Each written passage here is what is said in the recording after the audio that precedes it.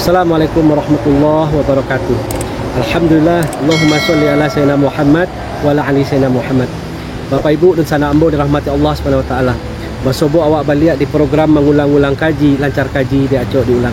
Pada kesempatan kali ini kita akan coba membahas tentang huru-hara padang mahsyar. Bapak Ibu yang dirahmati Allah Subhanahu wa taala, sebagaimana kita pahami bersama bahwa akhir dari kehidupan di muka bumi ini adalah terjadinya hari kiamat. Kiamat pasti terjadi karena bumi yang kita injak ini bukanlah bumi yang untuk selama-lamanya. Akan dihancurkan dengan terjadinya hari kiamat. Kiamat adalah hari pembalasan. Kiamat adalah gerbang menuju keadilan Allah Subhanahu wa taala. Karena kalau hidup ini hanya ada kematian saja, lalu setelah itu tak ada hari kiamat, lalu bagaimana orang-orang yang hidup di muka bumi ini ketika mereka hidup dulu mereka terzolimi? Kemana mereka minta keadilan? Maka kiamat adalah gerbang menuju keadilan Allah Subhanahu wa taala. Maka nanti akan tiba masanya bumi ini akan dihancurkan ketika Allah perintahkan malaikat Israfil meniupkan sangkakalanya. Maka dikala itulah orang-orang kafir yang tinggal di muka bumi ini, yang mereka telah teruji kekafiran mereka, yang mereka merusak muka bumi ini dengan kemaksiatan-kemaksiatan mereka, karena tak ada lagi orang beriman, tak ada lagi orang beramar ma'ruf nahi mungkar. Mereka seperti binatang pada waktu kondisi mereka bebas sebebas melakukan kemaksiatan. Maka dikala itulah ketika mereka sibuk dengan perniagaan, Allah perintahkan malaikat Israfil untuk meniup sangkakala itu. Maka apa yang terjadi? Jiwa-jiwa mereka, jantung-jantung mereka sampai di tenggorokan saking panik yang luar biasa mereka. Anak-anak mereka yang rambutnya hitam langsung putih saking panik ketakutan yang teramat sangat. Ibu-ibu yang lagi hamil langsung gugur kehamilannya. Ibu-ibu yang menyusui anaknya, dibuang anaknya. Dan mereka pada waktu itu seperti orang mabuk padahal mereka tidak mabuk. Tapi kegoncangan yang luar biasa ketika terjadi hari kiamat itu. Lalu setelah itu gunung-gunung lepas dari orbitnya. Dan manusia-manusia pada waktu itu berterbangan seperti anai-anai ditiup oleh angin. Semua yang ada di jagat raya semesta ini, bintang-bintang, planet dihancurkan, termasuk bumi yang kita injak ini. Dan mereka orang-orang kafir menyaksikan betapa dahsyatnya hari kiamat itu. Lalu tinggal dua makhluk Allah yang terakhir yang diwafatkan, yaitu Azazil atau Iblis laknatullah dan Malaikatul Maut. Maka apa firman Allah?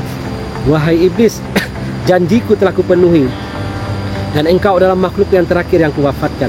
Maka Allah perintahkan Malaikatul Maut mencabut ruhnya Iblis.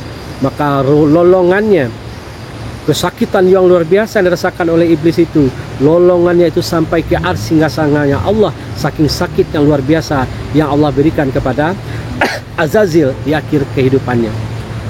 Lalu Allah wafatkan juga Malaikatul Maut. Lalu tak ada lagi tanda-tanda kehidupan yang ada di jagat raya semesta ini. Semuanya sunyi, sepi selama 40. Maka ketika Rasul menyampaikan hadis ini, ditanya oleh sahabat, ya Rasulullah, 40 apa? 40 hari? 40 pekan? 40 bulan atau 40 tahun? Rasul tidak tahu. Yang jelas selama 40, semua yang ada di jagat raya semesta ini habis semuanya, sunyi, senyap, hening. Hanya Allah Al-Wahidul Ahad yang maha kekal, yang maha abadi. Lalu setelah itu, dengan kun fayakunnya Allah, Allah kembali menciptakan segala sesuatu yang dulu pernah ada. Allah kembali ciptakan malaikat Israfil. Allah perintahkan dia meniup sangkakala untuk yang kedua kalinya. Maka kembali setelah itu Allah ciptakan segala sesuatu dulu yang pernah ada, tapi bentuknya sudah berbeda. Allah kembali ciptakan bumi yang kita injak ini, tapi bentuknya nanti datar dan sejauh mata memandang seolah tak ada ujung, tak ada tepinya, seperti hamparan tikar yang maha luas, tak ada ujung, tak ada tepi. Disebut dengan Ardul Mahsyar. Disitulah manusia nanti akan dibangkitkan di Ardul Mahsyar itu. Ada sesuatu di tubuh kita ini yang letaknya di batang ekor kita ini, yaitu Azbun Zanab kecil. Dan Azbun Zanab itulah super memori kita, rekam jejak kita dari kita lahir sampai wafat ada di situ. Dan kelak ketika hari kiamat terjadi, dia tetap terjaga, ditarik ke Lauhil Mahfuz. Dan nanti dari Azbun Zanab itulah nanti ketika di Ardul Mahsyar itu datang hujan lebat yang sangat lebat. Lalu setelah itu manusia pun tumbuh seperti cendawan-cendawan yang tumbuh di musim hujan. Lalu kita pun dibangkitkan nanti di Ardul Mahsyar ini. Dan ketika kita bangkit nanti di Ardul Mahsyar ini, Rasulullah SAW telah menyampaikan kepada kita betapa menyedihkannya sebagian besar nasib dari umatku ini. Karena ada mereka nanti dibangkitkan dari alam kubur mereka. Mereka bangkit seperti orang mabuk padahal mereka tidak mabuk, berjalan bersempoyongan. Mereka dulu yang ketika hidup di dunianya suka memakan harta riba. Dan mereka berjalan dengan kelompok-kelompok mereka. Ada dibangkitkan nanti, lidah mereka terjulur sampai lutut mereka. Dan dari lidah itu keluar bau-bau yang sangat busuk, yang sangat menyengat, yang mengganggu orang-orang di sekitarnya. Lalu ada yang dibangkitkan nanti di Ardul Mahsyar itu, dipakaikan pakaian dari palangkin, dari aspal yang menggelegak. Siapa mereka? Itulah pemimpin-pemimpin yang ketika hidup di dunia dulu mereka berbuat kezoliman, dan mereka dipakaikan jubah-jubah dari palangkin, dari aspal yang menggelegak itu. Betapa tersiksanya mereka. Lalu ada orang yang nanti di Ardul Mahsyar dibangkitkan, kaki mereka di atas, kepala di bawah, dan mereka menyeret-nyeret wajah mereka menuju ke hamparan padang mahsyar. Siapa? Di antaranya adalah orang-orang yang ketika hidup di dunia dulu suka meremehkan dan meninggalkan solat. Dan masih banyak lagi kondisi-kondisi mereka. Tapi ada kelompok yang istimewa yang ketika dibangkitkan di Ardul Mahsyar langsung dipakaikan baju kebesaran dari sutra yang sangat halus, yang sangat lembut, yang sangat harum semerbak. Lalu mereka dijemput dengan kereta-kereta khusus. Mereka disediakan jalan khusus menuju ke padang mahsyar. Mereka diperlakukan waktu itu seperti raja di raja, tamu-tamu istimewa, karena penduduk langit yaitu para malaikat menyambut kedatangan mereka dengan penuh antusias. Lalu orang-orang ini yang tersiksa tadi menyaksikan kelompok khusus ini, mereka pun merasa hibah hati, hancur perasaan mereka. Mereka berandai-andai kalau mereka dulu beramal ketika hidup dunia, tentu nasib mereka tidak seperti ini. Maka mereka pun, orang-orang yang tersiksa nanti, berjalan ke hamparan padang mahsyar, di mana matahari Allah letakkan 1 mil atau kurang 1,5 kilo di atas kepala kita. Dan disitulah kehidupan yang tiada batasannya. Mereka terus berjalan, digiring, dipaksa, tak boleh berhenti, tak boleh duduk, tak boleh berbaring. Hamparan padang mahsyar sejauh mata memandang berwarna putih. Tak ada pohon-pohon, tak ada lembah-lembah, tak ada sungai-sungai, tak ada sumber kehidupan. Maka itulah kehidupan yang tiada batasannya. Haus yang tanpa batasannya, lapar yang tiada batasannya, karena dari hari ke hari bertambah lapar. Sedih yang tiada batasannya, ketakutan, kepanikan, penyesalan, rasa sakit yang tiada batasannya. Tapi nikmat juga tiada batasannya, karena Allah akan terus tambah nikmat-nikmat kepada orang-orang yang diberikan nikmat. Di antara mereka yang langsung Allah naungi nanti, ada 7 kelompok umat manusia ini. Pertama, pemimpin yang adil. Yang kedua, anak muda yang ketika mudanya tumbuh taat beribadah kepada Allah SWT. Yang ketiga, orang ketika hidup di dunianya selalu memakmurkan rumah Allah, meramaikan rumah Allah, sholat berjamaah di masjid, memikirkan bagaimana rumah Allah ini menjadi makmur, dicintai, disenangi oleh banyak orang. Lalu orang-orang yang ketika di dunia dulu mereka saling berukhuwah Islamiyah, bersaudara, saling mencintai karena Allah SWT. Lalu ada orang-orang yang mereka suka bersedekah, dan dia sedekah ikhlas karena Allah. Tangan kanannya sedekah, tangan kirinya nggak tahu, saking ikhlasnya mereka bersedekah. Lalu ada orang-orang, sepasang laki-laki ketika digoda oleh wanita cantik yang punya kedudukan yang terhormat, diajak berbuat zina, tapi dia menolak, aku takut kepada Allah. Maka termasuk kelompok yang langsung Allah naungi nanti di akhirat kelak.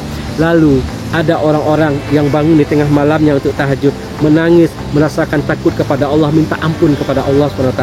Ini 7 kelompok nanti di padang mahsyar, termasuk yang Allah langsung menaungi mereka. Bapak Ibu dirahmati Allah SWT. Sesampai di padang mahsyar, itulah kehidupan yang sangat luar biasa sekali, yang sangat menyedihkan, yang memprihatinkan bagi orang-orang yang ketika itu mereka tersiksa di padang mahsyar. Yang orang-orang ketika hidup di dunia suka lalai, suka berbuat kezoliman, kemaksiatan kepada Allah, maka hari itu akan Allah balas perbuatan mereka ketika hidup di dunia itu. Lalu di puncak penderitaan mereka itu, di padang mahsyar, peristiwa demi peristiwa kalau dirunut kata ulama kita, maka kurang lebih 50.000 tahun lamanya nanti di padang mahsyar itu, tergantung dari amal kita ketika hidup di dunia ini. Ada yang singgah sebentar saja, mungkin puluhan, ratusan atau ribuan tahun. Ada yang begitu waktu-waktu yang lama sekali ketika mereka di padang mahsyar, saking banyaknya dosa, saking banyaknya yang harus dia pertanggungjawabkan di hadapan Allah ketika hidup di dunia dulu. Lalu orang-orang tersiksa ini, mereka berkumpul bikin kesepakatan, sudah tak sanggup lagi rasanya. Bahkan mereka kepengen cepat-cepat diselesaikan urusan padang mahsyar ini. Bahkan ada di antara mereka, ya Allah, kalau mau cepatkan ke neraka, campakkan saja ya Allah. Padahal siksa neraka itu lebih dahsyat dari apa yang mereka rasakan di padang mahsyar itu. Akhirnya mereka bikin kesepakatan, bagaimana kalau kita temui bapak moyang kita Nabi Adam AS. Kita minta kepada bapak moyang kita agar mau berdoa kepada Allah, agar berikan syafaatnya kepada kita, agar Allah segerakan penderitaan panjang kita ini. Akhirnya mereka pun beramai-ramai menemui bapak moyang mereka Nabi Adam AS. Sesampai itu bertemu, apa kata Nabi Adam AS? Mohon maaf, ketika mereka menyampaikan hajat mereka, wahai Nabi Adam, engkau bapak moyang kami, engkau manusia yang paling mulia diciptakan di sorga. Semua malaikat sujud kepadamu, memberikan salam penghormatan. Minta kepada Allah agar Allah menyelesaikan urusan kami ini, penderitaan kami ini. Apa kata Nabi Adam AS? Mohon maaf, saya tak bisa bantu kalian. Hari ini saya entah selamat entah tidak, karena dulu ketika hidup di sorga saya pernah melakukan satu kesalahan, dan gara-gara satu kesalahan itu saya dikeluarkan dari sorga. Oh nafsi, oh diriku, kata Nabi Adam AS. Cobalah kalian temui Nabi Nuh AS. Saya tak bisa bantu kalian. Coba temui Nabi Nuh. Dia Nabi dan Rasul pertama, ulul azmi. Coba minta doa kepadanya, moga-moga doanya makbul. Akhirnya mereka pun ramai-ramai mencari bapak moyang berikutnya, mencari Nabi Nuh AS. Dan kata ulama kita, jarak dari satu Nabi kepada Nabi lainnya butuh waktu 40 tahun. Karena ini perjalanan yang sangat panjang, begitu ramai umat manusia, begitu luasnya padang mahsyar itu, kemana hendak dicari Nabi Nuh itu. Dan ketika mereka bertemu dengan Nabi Nuh AS, mereka sampaikan hajat mereka. Apa kata Nabi Nuh? Oh mohon maaf, saya tak bisa bantu kalian. Saya dulu pernah berdoa kepada Allah agar semua kaum saya, semua umat yang hidup pada waktu itu, semua orang kafir yang tak mau ikut kepada perintah Allah, agar Allah hancurkan, Allah matikan, tak boleh satu orang pun yang tersisa. Allah telah kabulkan doa itu. Hari ini entah selamat entah tidak.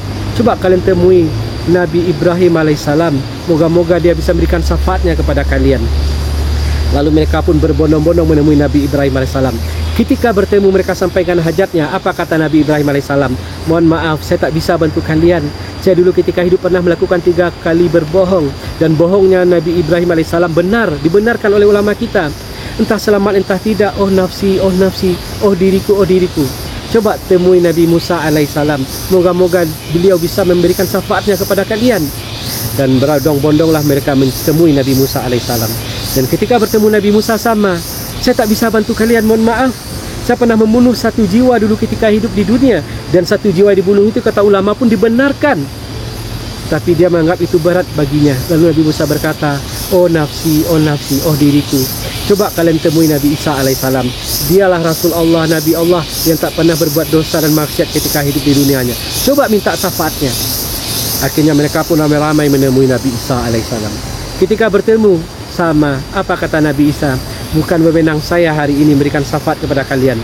Coba temui kekasih Allah, Habibullah, yaitu Nabi Muhammad SAW.